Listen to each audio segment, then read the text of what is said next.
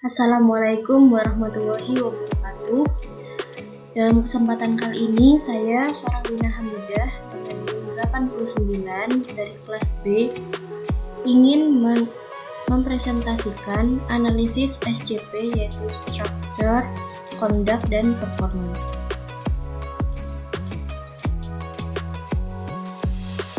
Jurnal pertama dengan judul Analisis Struktur, Conduct, dan Performance pada pemasaran lada putih di Kabupaten Bangka Barat. Saluran pemasaran yang ada di sana terdapat 5 saluran pemasaran. Yang pertama adalah petani, pedagang pengumpul desa, pedagang pengumpul kecamatan, lalu pedagang besar. Yang kedua, petani, pedagang pengumpul desa, lalu pedagang besar. Yang ketiga, petani ke pedagang besar. Yang keempat, petani, pedagang pengumpul kecamatan, konsumen. Lalu yang kelima, petani, pedagang pengecer ke konsumen. Sedangkan pada jurnal 2 dengan judul Analisis Struktur, Perilaku, dan Kinerja Pasar Cabai di Desa Bayung Gede, Kecamatan Kintamani, Kabupaten Bangli.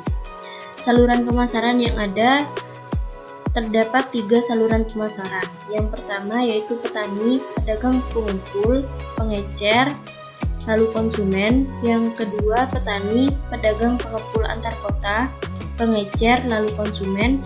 Dan yang ketiga petani, pedagang pengepul antar pulau, supplier, lalu hotel.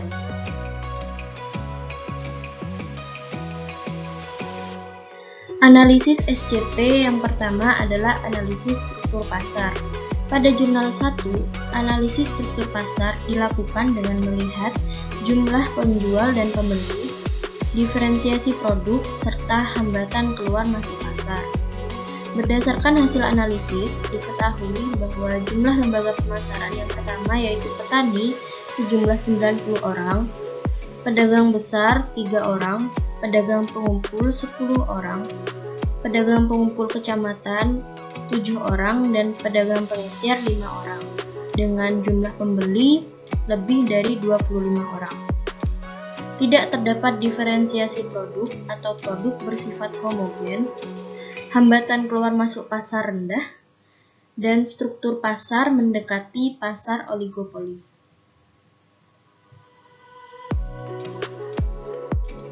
Struktur pasar pada jurnal kedua, analisis struktur pasar dilakukan dengan melihat saluran pemasaran, jumlah lembaga pemasaran, diferensiasi produk, hambatan keluar masuk pasar, dan hubungan vertikal. Diketahui bahwa lembaga yang terlibat dalam saluran pemasaran terdiri dari pedagang pengepul, pedagang antar kota, pedagang antar pulau, dan pedagang pengecer. Pedagang pengepul, antar kota, dan antar pulau dilakukan oleh 1 orang yang sama, sedangkan pedagang pengecer hanya terdiri atas 2 orang saja. Produk yang ditawarkan bersifat homogen. Hambatan keluar masuk pasar terdiri atas pendistribusian, persediaan, serta persaingan.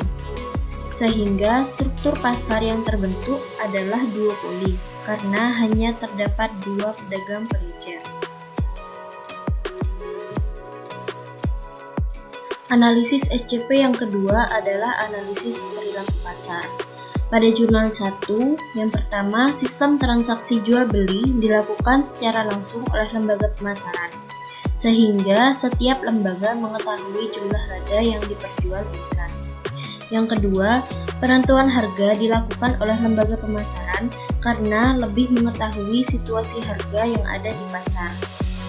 Sistem pembayaran umumnya dilakukan secara tunai. Yang ketiga, lembaga pemasaran yang ada tidak melakukan kerjasama secara formal antara satu lembaga dengan lembaga yang lain. Pada jurnal kedua, yang pertama, fungsi pemasaran yang dilakukan berupa fungsi pertukaran, fungsi fisik, dan fungsi fasilitas. Yang kedua, strategi penentuan harga yang dipakai adalah harga yang direkomendasikan oleh petani berdasarkan biaya produksi.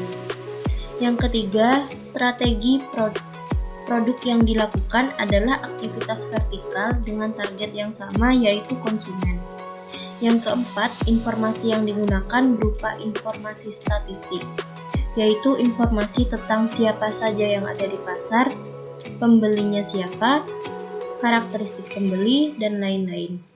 Yang kelima, kerjasama hanya terjadi antar pengumpul dan petani, yaitu kerjasama karena adanya keterikatan bagi hasil. Analisis SCP yang ketiga yaitu tentang kinerja pasar. Yang pertama, margin pemasaran. Yang kedua, farmer share.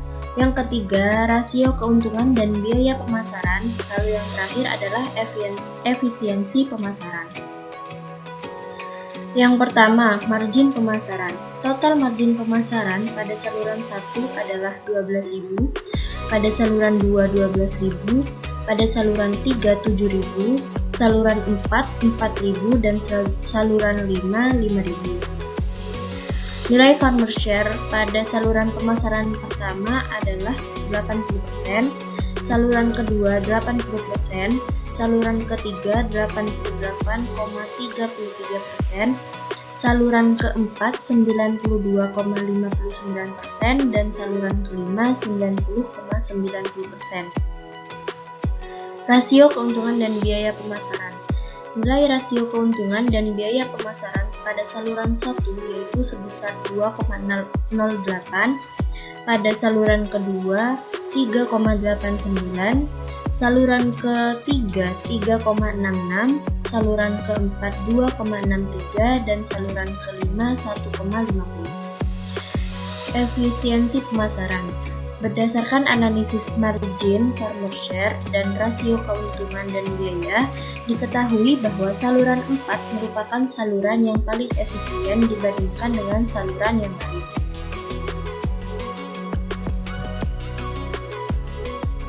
Analisis kinerja pasar pada jurnal kedua, yang pertama adalah margin pemasaran, yang kedua farmer share, yang ketiga efisiensi pemasaran. Nilai margin pemasaran pada saluran pemasaran 1 adalah Rp3.000 per kilogram, pada saluran 2 adalah Rp5.000 per kilogram, sedangkan pada saluran 3 Rp15.000 per kilogram. Nilai farmer share pada saluran pemasaran pertama adalah 86,96%, saluran kedua sebesar 80,00%, dan saluran ketiga sebesar 57,14%. Efisiensi pemasaran pada saluran 1 adalah 3,38%, pada saluran 2 7,15%, dan pada saluran 3 sebesar 8,32%. Sehingga dapat disimpulkan bahwa pemasaran cabai di Kabupaten Bangli sudah efisien.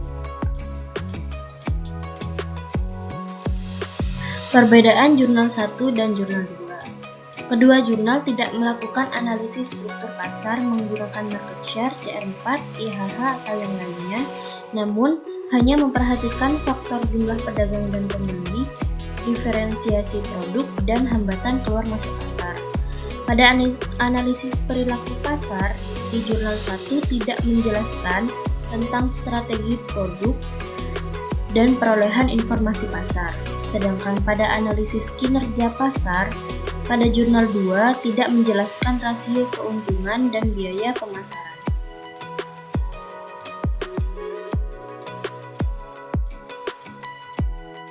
Sekian dari saya, kurang lebihnya mohon maaf. Wassalamualaikum warahmatullahi wabarakatuh.